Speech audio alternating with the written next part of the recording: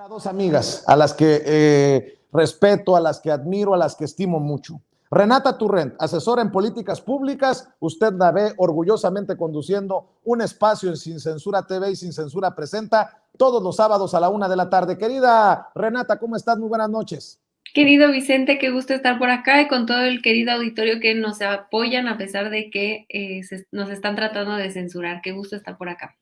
Al contrario, mi querida Renata, el honor, el placer es de nosotros al verte por aquí. Carla Mote, la historiadora Carla Mote también ya llegó para hablar sin censura. Carla, un abrazo.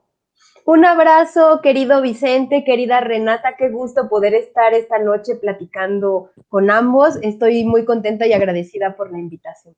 A ver, antes de hablar de Silvano Aureoles, que fue exhibido nuevamente por el presidente Andrés Manuel López Obrador, de la hipocresía de esos que defienden la UNAM, que antes la criticaban y que ahora raya en violencia política de género contra Claudia Sheinbaum, a la que han llamado, entre otras cosas, un personaje porril, un personaje porro. Déjenme preguntarles, ¿qué onda con estos legisladores y legisladoras del PAN, cuyo nivel da para esto que veíamos de una Lili Téllez amenazando a un personaje que deja su escaño en el Senado para apoyar los esfuerzos del presidente en la Laguna, un Damián Cepeda que dice, créanme a mí porque los otros mienten?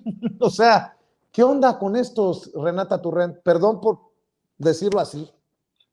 Es que a mí lo que me impresiona es como si no existieran datos. O sea, yo quisiera saber qué pasaría si personas que abiertamente apoyamos la Cuarta Transformación saliéramos a decir cosas que van totalmente en contra de lo que dicen los datos, ¿no? O sea, lo que sale a decir este señor no tiene ni pies ni cabeza y hay datos que sustentan lo contrario. Entonces yo quisiera saber qué pasaría si nosotras aquí saliéramos a decir cosas que van en sentido contrario de lo que dicen los datos. ¿Qué pasaría con nuestros trabajos? ¿Qué pasaría con nuestros espacios en medios de comunicación? Probablemente habría consecuencias, ¿no? Y estas consecuencias serían válidas porque no podemos salirle a mentir a la gente, mucho menos cuando tienes un cargo público. Entonces, a mí me impresiona que sigan pues saliendo así con tanta impunidad y tanto cinismo a mentir, pero por otro lado creo que me emociona ver que el tema de la reforma energética, de la reforma eléctrica se sigue tocando y se sigue tocando y que la gente está interesada, la gente de a pie. La política se volvió pública, lo público se volvió más público y la gente está interesada en saber por qué los Oxxos pagan menos que las tienditas de la esquina. ¿Por qué las personas de clase baja, clase media, están pagando más que los grandes empresarios? Y creo que ese es el fondo del asunto. La gente está preguntando qué pasa con el litio, por qué estamos, qué pasa en otros países, por qué los empresarios están tan interesados en el litio.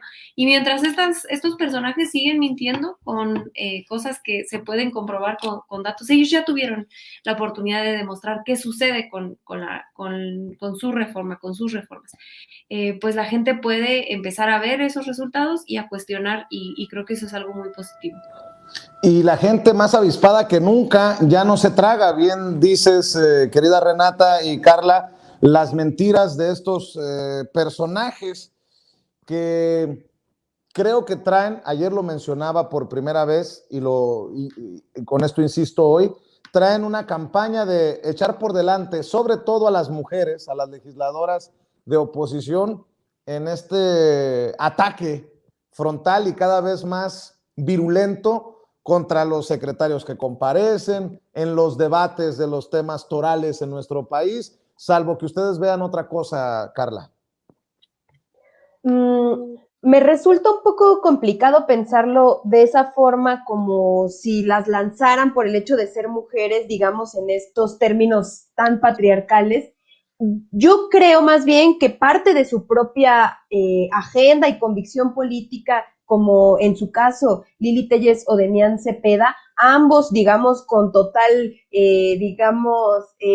más que claridad, yo diría convicción dentro de sus principios, pero que reiteradamente han demostrado que esa forma de acercarse a tribuna, de hablar en público, de dar declaraciones públicas, tiende a ser manipuladora, mentirosa, y yo no creo que a Lili Telles la envíen y que ella ingenuamente no sepa lo que está pasando. Yo creo que desde, pues, prácticamente aquel triste acontecimiento en donde por primera vez, digamos, se levanta en contra de la tendencia mayoritaria de su grupo parlamentario, en contra de la despenalización del derecho a decidir de las mujeres, a decir que era un trapo verde, fue dibujándose este camino de oposición que yo creo que ella negoció en su momento y que se plantó en un grupo parlamentario minoritario como fue Partido Acción Nacional y que quizá pues vio mayor capital político personal en esta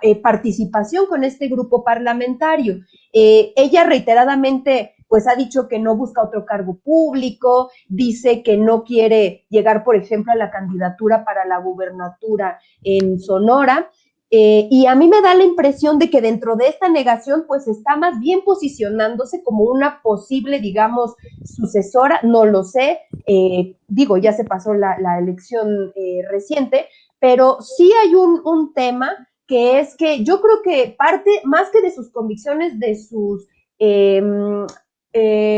cálculos políticos que juegan, digamos, en la oposición y que han estado, digamos, dentro de todo este marco de infodemia, de una traición abierta también al partido político desde el cual y cuya plataforma la lanza inicialmente, y que pues ahora la vemos como esta voz escandalosa, pareciera como que dentro del grupo parlamentario del PAN se convierte en estas voces más visibles, ¿no? Por ejemplo, recientemente con la entrega de la medalla Belisario Domínguez a la gran senadora Ifigenia Martínez, está Lili Telles en esta postura de ataque constante, es decir, yo no creería que parte de lanzarla por ser mujer, sino que es un juego político que han hecho y que resulta muy deplorable. Yo realmente creo que es una figura política que en el futuro será tal cual leída como no solamente la traición, sino también un ejercicio turbio del poder político. Y bueno, dentro no, pero, de... Carla, perdón, pero es que yo me refería a que los últimos escándalos, los últimos círculos, tanto en el Senado como en la Cámara de Diputados, los han dado legisladoras. La lápida a Jorge Alcocer, el secretario de Salud, durante su comparecencia, Lili Telles con esta advertencia, Kenia López Rabadán, Xochitl Gálvez, y yo no veo muchos legisladores relevantes, con todo el respeto, no me vayan a después también reclamar los hombres del PAN, que den la nota, pues. Sí, fíjate que es un análisis que sería muy interesante, cómo se está, digamos, haciendo este performance político, esta aparición, digamos, en el estrado, en los medios de comunicación, y que efectivamente han dado la nota por un estilo, digamos, muy escandaloso y que hace como este juego en donde probablemente el género tenga que ver, ¿no? Digamos que quizá está detrás, y eso es una cosa que se puso de manifiesto cuando vemos esta mesa con Claudio X González y los más egregios líderes de la derecha mexicana, en una mesa en donde están únicamente varones, y ellos están seriamente haciendo los acuerdos políticos, ¿no? Mientras hay mujeres que están, digamos, en la primera fila dando la nota y jugando, digamos, este papel político. No lo sé, no tengo una respuesta, pero creo que pone sobre la mesa una cuestión interesante que tiene que ver con cómo los partidos, en este caso la oposición mexicana conservadora, pues está poniendo, digamos, a las mujeres en este papel, o ellas mismas, digamos, están jugando ese rol en el estrado y en el debate parlamentario. Así es. Renata, hablando de mujeres y hablando de una mujer que lleva las riendas de la Ciudad de México, Claudia Sheinbaum ahora es blanco de los ataques por sus declaraciones en torno a la UNAM y esto que ha desatado los demonios en la capital mexicana. Hipocresía entre quienes iban a privatizar la UNAM, de las declaraciones de Claudia Sheinbaum, que ha llevado a la oposición a decir que, pues que Claudia Sheinbaum es parte de un grupo porril, un grupo de porros. Te digo, el debate no es con datos duros, con bases, es con insultos. Exactamente, es con insultos y atacar ahora a Claudia Sheinbaum porque ha estado más, su personaje público ha sido un poco más visible, ha estado más cercano al presidente, se acerca el 24 y claramente hay aspiraciones políticas, y entonces la oposición se ha metido con ella. En realidad, como dices, no a decirle qué pasó con ABC, no a preguntarle cómo va la gestión de la Ciudad de México, sino a llamarle porra. O sea, de verdad que el nivel argumentativo es deplorable. Y la verdad es que Claudia Sheinbaum tiene razón en lo que plantea, ¿no? A mí me encantaría que se pudiera hacer quizá un análisis, una lista de lo que estos ahora defensores de la UNAM llevan diciendo años de la UNAM, ¿no? Sería interesante ver cómo es que su opinión cambia instantáneamente en cuanto el presidente se declara a favor o en contra de cualquier cosa, ¿no? En realidad es que esa es la manera en la que generalmente argumentan, más que tener un argumento, sus argumentos están en contra de lo que más bien es responder en contra de cualquier cosa que diga el presidente. Ahora, yo creo que hay puntos muy importantes que yo insisto que se tienen que seguir tratando sobre esto que plantea el presidente y ahora la doctora Sheinbaum sobre la UNAM, sobre la derechización de la UNAM, sobre qué tan neoliberal. Y yo reitero, lo he dicho en algunos espacios, yo me pregunto cómo es que no vamos a empezar a hablar de que hay una nube neoliberal encima de la UNAM. Cuando nos dimos cuenta hace poco, no sé si recuerden, pero me parece que fue hace como un año, que la gente de hasta arriba de la UNAM gastaba 7,000, 6,000 pesos en plumas, en 9,000 pesos en ceniceros, en microondas, un escándalo. La lista de los artículos que supuestamente compraban eran una grosería. Esto es dinero público, esto es dinero que se tendría que ir a atender a más estudiantes, a mejorar los sueldos de los profesores adjuntos. Siempre yo doy clases en la UNAM, soy profesora adjunta, pagan 700 pesos al mes a los profesores adjuntos, mientras que hay gente que se está gastando 9,000 pesos en ceniceros. ¿Cómo es que esto no es un reflejo de la doctrina neoliberal que permeó en varias instituciones, no solamente en la UNAM, en muchas instituciones de educación pública, en organismos supuestamente autónomos, en todo? Es que en realidad en toda la sociedad, la política, la vida pública mexicana, bueno, y también la vida privada.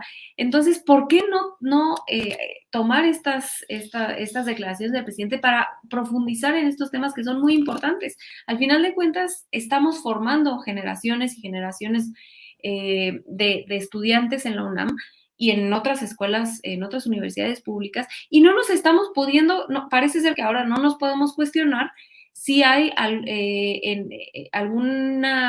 si hay diversidad ideológica dentro de estas instituciones, porque por lo menos yo hablo de lo que a mí me toca, yo doy clase en la Facultad de Economía, hay muy poca diversidad. Los años que yo llevo dando clase ahí, parecen grupos muy homogéneos, parece una formación que les dan muy homogénea. Aquí sí hago un matiz, yo tengo total libertad de cátedra en la UNAM y eso lo reconozco, pero sí hay un impulso, vemos de lejos, con muchísimo neoliberalismo, y se vale cuestionarlo. Es un cambio de régimen y parte de este cambio de régimen también tiene que atravesar el currículum, también tiene que atravesar la educación, y es cierto lo que dice el presidente, desde mi humilde opinión, y es cierto lo que dice la doctora Sheinbaum. ¿Tú qué dices, Carla Mote?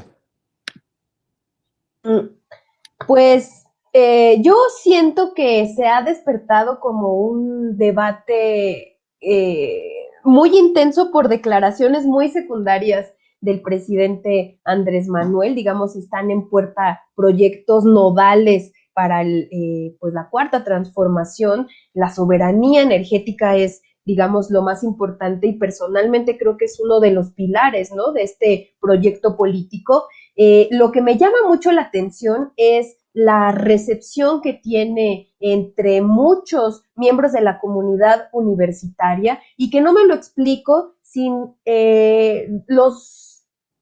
la resistencia, digamos, que muchos de ellos han mostrado a un cuestionamiento o cambio, digamos, que ni siquiera en realidad se ha sentado de forma tajante, ni mucho menos, pero digamos que por primera vez desde hace varias décadas ha habido discusiones en torno a la forma de hacer ciencia en México. Y esto no es algo que sucedió con las declaraciones más recientes del presidente Andrés Manuel López Obrador, sino que ha venido sucediendo pues con la gestión en CONACYT de la directora Álvarez Bulla, y que creo que se ha abierto, digamos, un campo que a mí me parece interesantísimo, porque refiere a la forma en la que nuestro país se conformó a una élite, digamos, muy apapachada, y que ha, tenido, digamos, esta máscara de supuesta neutralidad, cuando realmente muchos, no todos evidentemente, pero muchos miembros de la comunidad científica han tejido lazos políticos con los regímenes neoliberales, y estos grupos que se han beneficiado, digamos, de forma inequitativa dentro de las academias mexicanas, pues se resisten a cualquier cambio en un modelo de vida insostenible para la propia creación de ciencia en México. Una característica de esta forma de hacer ciencia es que privilegia lo cuantitativo, es decir, la cantidad. Muchos académicos y académicas trabajan para hacer números tal cual, para tener un currículum cada vez más grande, en donde cada artículo, cada cita que hacen de su trabajo, cada ponencia que dan entre la comunidad académica les da puntos. Entonces, es una forma de hacer ciencia muy de acumulación, que es numérica, es decir, este año di 80 ponencias, aunque 80 ponencias hayan sido del mismo tema que vienen trabajando desde hace 10 años, y un problema con eso es que en la forma de hacer ciencia en México se ha dejado totalmente de lado la importancia que ese conocimiento científico generado tiene para la sociedad. Es una élite que en su cúpula viven muy desconectados de la realidad social. Yo creo que muchos de ellos incluso la desprecian, y que ahora, digamos, cuando se plantea este modelo de ciencia neoliberal, que se ha dicho así tal cual, ciencia neoliberal, a muchos de ellos pues se les ponen los pelos de punta, porque se ha creado un régimen jerárquico, vertical, en donde todos, digamos, estos beneficios, estos privilegios que han adquirido, pues ya se llegaron a considerar incuestionables, y como bien dice Renata, pues ha habido excesos que rayan en lo absurdo.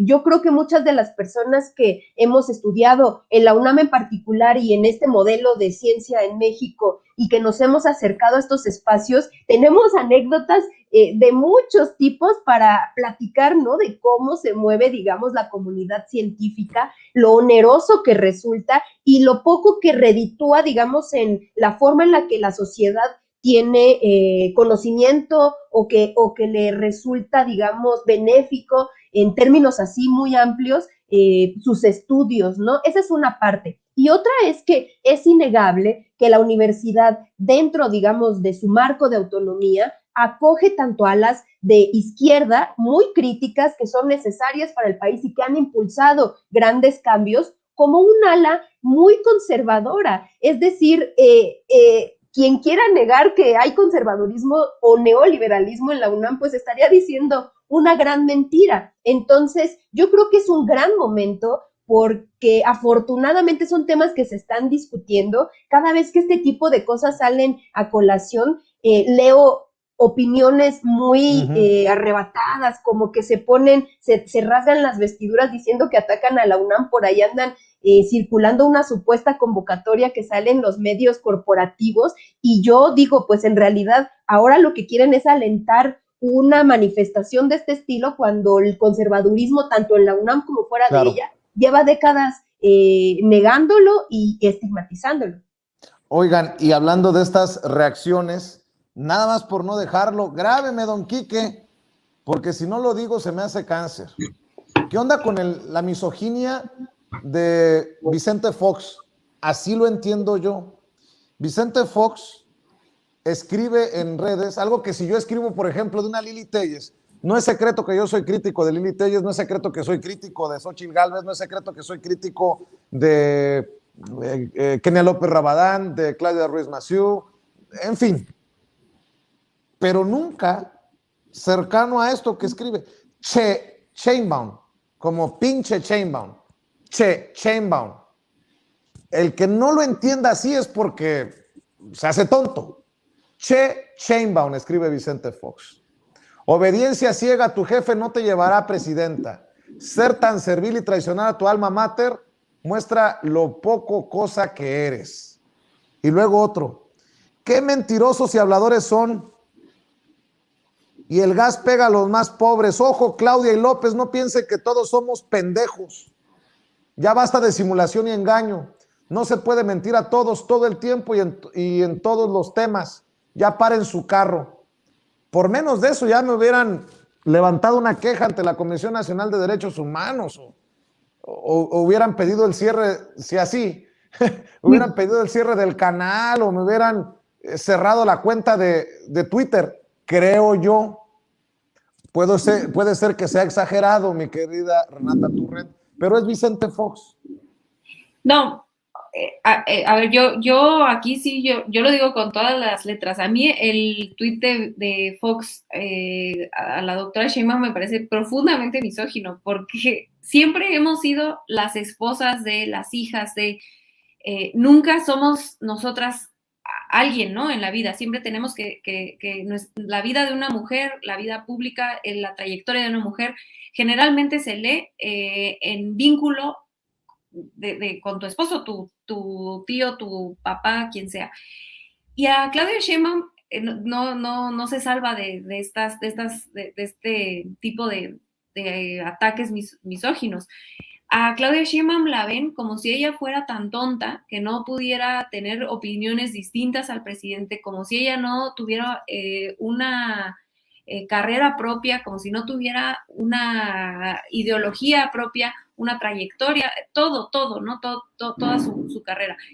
Cuando Claudia Sheinbaum sí, es parte del movimiento, ¿no? Ha caminado de la mano con el presidente mucho tiempo, pero repito, tiene su propia trayectoria. Y y creo yo, quizá más importante para este argumento, Claudia Sheinbaum ha tenido diferencias con el presidente en algunas cosas. Doy un ejemplo. Claudia Sheinbaum durante la pandemia fue muy enfática en el uso del cubrebocas, cosa que el presidente no y el equipo del gobierno federal encabezado por López-Gatell no coincidían porque argumentaban que no había evidencia científica al respecto. Entonces aquí había una diferencia de opinión cuando no se sabía todavía, no había datos contundentes todavía, ¿no? Ese es un ejemplo que se me ocurre, ¿no? Pero Claudia Sheinbaum ha hecho su carrera política por aparte y decirle que está nada más siguiendo lo que dice su jefe, como si ella no pudiera tener una capacidad de análisis separado, es profundamente problemático y yo sí argumentaría misógino porque dudo mucho que podamos encontrar un tuit en ese sentido del señor Fox hablando así de otro hombre, ¿no? Y el segundo tuit, pues ya hasta de verdad que hasta da vergüenza, o sea, yo no sé si alguien lo asesora al señor Fox para decirle que pues ya sería bueno que se serenara un poco, porque de verdad que cada tuit que da se supera a sí mismo. Y aquí a mí, como siempre, me llama la atención y no me deja de llamar la atención, por más que lo siguen haciendo, es cómo utilizan pasamos de la misoginia al clasismo, cómo utilizan el apellido de López como si eso fuera algo negativo, como si eso fuera un insulto, pero omiten el López Obrador, como si es para insultarlo, ¿no? De manera clasista, ¿no? Porque eso no lo hacían con López Dóriga, infinidad de apellidos que hacen que las mismos personajes hacen de manera compuesta. Nadie le llama López a a López Dóriga, por ejemplo, ¿no? Entonces es claro que trae un tinte clasista, se ha hablado mucho de este tema, y a mí me sigue impresionando que sin ninguna pena salgan a decir así. De verdad que no sé quién los asesore, pero pues parece que nadie, ellos mismos sí se destapan. No olvidemos que Fox fue el que dijo que las mujeres éramos lavadoras de dos patas, ¿no? Sabemos quién es este personaje, es alguien racista, clasista, misógino, y pues estos tweets son una raya más al tigre, ¿no? Así es, Carla. Si yo me refiero de esta manera a cualquiera de las legisladoras de oposición, me quemarían con leña de pirul. Pinche Sheinbaum empieza su tweet. O sea, le pone she. Ya sabemos, cuando le quieres mentar la madre a alguien, pues le pones un 4 o un 3 por ahí. Sheinbaum. Qué exagerado soy, ¿verdad? ¿Tú, Carla? ¿Cómo ¿Carla? decirlo? Creo que no me escuchaba. No me parece exagerado de tu parte. Más bien es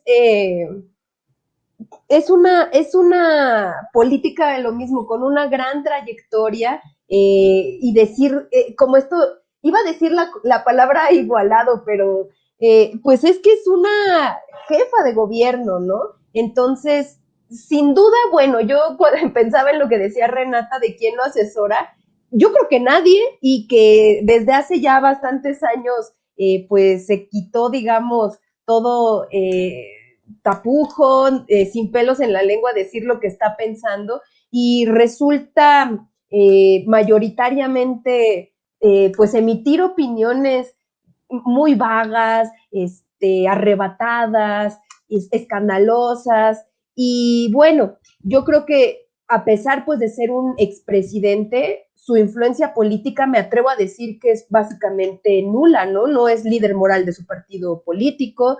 Creo que pues como tal su trayectoria más fuerte, más que en la política, ha sido siempre en los negocios. Es algo en lo que continúa, ¿no? Con esta tendencia ahora que ha pues expresado hacia la comercialización de la marihuana y tal, que está muy bien, pues como empresario que haga lo que quiera. Y pues por esa parte yo creo que no tiene influencia, ¿no? Sin embargo, sí vemos cosas como esta que son sintomáticas, sí, de un sector que responde al arrebato, que responde a esta emocionalidad negativa, como que capitaliza o trata de capitalizar muy bien la derecha mexicana, con tintes racistas, clasistas, homofóbicos, en este caso misóginos, y que es una pena porque más allá de que sea Fox quien es este personaje pues tan tirado, digamos, a la irrelevancia, sí es sintomático de un grupo, ¿no? Y eso es lo que me parece más deplorable. Bueno, nada más y grábame, Quique, nada más para dejar claro que Vicente Fox es el chile de todos los moles y que no se da cuenta él mismo de su ignorancia. Se atreve a opinar sobre un tuit de Santiago Krill que le recrimina, le reclama al presidente Andrés Manuel López Obrador que diga que en la UNAM ya no se imparten clases de derecho constitucional. Don Vicente Fox, no está nada mal aspirar a tomar clases de derecho constitucional, pero nos conformamos con que se tome una clasecita de ortografía de primaria para que entienda por qué está mal escrito rollos. Rollos se escribe con doble L. Don Vicente Fox, qué vergüenza para los mexicanos que ni eso, que un personaje de tan bajo nivel, con una ortografía pésima, que no entiende que se pone signo de interrogación al principio y signo de interrogación al final. No, pues yo no les creo sus rollos, aunque lo escriba con Y, don Vicente Fox. Cerramos con alguna reflexión, mi querida Renata Turrent, Carla Mote, en la última y nos vamos. No sé si quieran abundar acerca de Silvano Aureoles y la exhibida que le puso el presidente Andrés Manuel López Obrador por haber sido un gobernador muy gastalón en esos helicópteros, hasta en los que Belinda se llegó a transportar, o algunos importantes y famosos, o lo que ustedes decidan en la última y nos vamos. Mi querida Renata Turrent. Sí, yo del tema de Aureoles creo que lo más relevante de esto es que creo que se está construyendo de manera muy sólida un país en donde la corrupción y el despilfarro ya están estigmatizados. Y creo que esto es algo de lo más valioso que podemos ver en este nuevo régimen, ¿no? Ahora el que roba, el que gasta el dinero, ahí está lloviendo muy fuerte por acá, el que gasta el dinero público de esa manera, ya no se ve como, pues qué vivo es, ¿no? Sino como un ratero que le está quitando el dinero a la gente, y eso es algo positivo porque esto va a perdurar independientemente de qué suceda más allá de López Obrador. Y bueno, aquí creo que una y otra vez se exhibe que aquí hay dos proyectos de nación distintos y contrapuestos, y que es, por un lado, el aglomerado de la oposición, donde cada día, y gracias a la mañanera y a espacios independientes, nos damos cuenta del escándalo de corrupción y de despilfarro que tuvieron, y un gobierno que se trata de construir con austeridad y con honestidad, ¿no? Creo que aquí hay que ver cómo, creo que es un tema muy interesante para analizar más a fondo cómo los gobiernos entrantes, ahorita los gobernadores y gobernadoras que están entrando, están recibiendo los estados en condiciones financieras deplorables. O sea, se destruyeron las finanzas públicas de muchos de los estados, y ahora algunos estados, como hemos visto en la mañanera hoy incluso, se dice y se repite que no se puede pagar ni siquiera la nómina, ¿no? Entonces, creo que es un tema que afortunadamente vemos que hay un cambio cultural, y bueno, que creo que es relevante que se siga estigmatizando la corrupción. Y yo nada más para cerrar, me desvío un poquitito del tema porque algo de lo que dijo mi querida Carla creo que es importantísimo no dejar de informar y de recordarle a la gente que se informe. Hay muchísimos análisis allá afuera. Creo que vale la pena muchísimo ver a Bartlett hablando ayer de la reforma energética, porque creo que va a ser esperemos que pase la reforma, pero va a ser un hito que no, de la soberanía mexicana, que no podemos dejar de poner no hay que quitar el dedo del renglón, ¿no? Es algo importantísimo que va a tener implicaciones en generaciones siguientes, y que creo que se tiene que seguir discutiendo. Entonces ahí está Bartlett ayer, ha habido varias mesas, y pues no se dejen engañar, ¿no? Creo que es un tema que no debemos de dejar. Entonces yo cada espacio que tengo, coincido con Carla, es algo que nos va a marcar a varias generaciones, y hay que seguirlo hablando. Claro que sí. ¿Con qué cierras tú, Carla? También pensando en este tema de Silvano Aureoles, tristemente pues yo me ponía a pensar cómo termina su periodo como gobernador de Michoacán, los tristes espectáculos que vimos hace algunos poquitos meses tratando de entrar, digamos, a una audiencia sin cita con el presidente, diciendo que tenía pruebas en pleno contexto electoral acerca de una supuesta pues nexos con el narcotráfico. Es decir, esta figura como que termina en un contexto de por sí bien triste, deplorable, con estas escenas intentando pues todavía salvarse, digamos, mediáticamente, no lo sé, y que en uno de estos episodios, justamente buscando audiencias con el presidente Andrés Manuel López Obrador, pues habla de la dificultad que tuvo en su estado para pagar la nómina de los profesores, y que eso había traído pues muchas manifestaciones y problemas internos. Entonces, yo creo que ahora ya él fuera del gobierno, y con esta, digamos, pues poner relieve, ¿no?, de los gastos que se realizaron injustificados durante su gobierno, pues no sé, yo siento más bien como parte de este contexto, ¿no? Para empezar, de ya más que decadencia, prácticamente entierro del PRD, tristemente un partido político con una historia larga, interesante, con una tradición de izquierda, pero pues ya prácticamente muerto, y que Silvano Aureoles pues es como este personaje que está en este momento de franca decadencia del partido, de sus postulados, de todo, ¿no? y pues una carrera política totalmente ya enterrada y bueno, pues más que nada eso, ¿no? Y por otra parte, pues también que se discutió y aprobó la ley de egresos de la Federación, se discutieron ahí algunos temas en el apartado de la miscelánea fiscal, entre otros. Ingresos. Perdón, disculpa. Sí, y se discutieron temas como el de quitar los impuestos a los productos de higiene menstrual, lo cual, bueno, pues parece una buena noticia. Yo nada más quisiera, más allá de seguir fomentando el uso de desechables contaminantes que pues vienen, digamos, con este quizá impulso quitándoles el IVA, pues tratar de impulsar otras formas de gestión menstrual que pueden ser las toallas de tela, las copas menstruales. Creo que es muy importante para la salud de nosotras las mujeres y también pues para ya no generar tanta basura. Mi querida Carla Mote, ¿en dónde te apoya la gente que nos ve y nos escucha, las miles de personas conectadas? Estoy en Twitter, me pueden leer como Carla Mote, así como se lee mi nombre y apellido. Y también, bueno, aprovecho para invitarles a leer el periódico feminista La Regeneración. Muy bien, te mando un abrazo, muchas gracias por acompañarnos. Y a ti, gracias, ¿qué te digo, Vicente? Querida Renata Turrent, ¿en dónde te apoya la gente? ¿En dónde te lee? ¿En dónde te comparte? Además de encontrarte pasado mañana, sábado, a la 1 de la tarde aquí en Sin Censura TV y Sin Censura Presenta.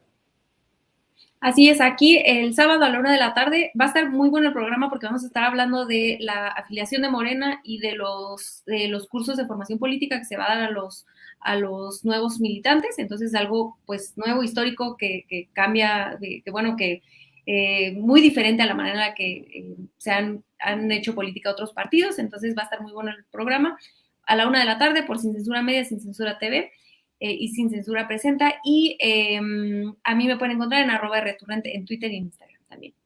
Muy bien, querida Renata, querida Carla, muchas gracias por acompañarnos y nos vemos muy pronto. Muchas gracias Hasta a ti, luego. adiós, querida, y un abrazo a todo el auditorio. Un abrazo. Claro que sí.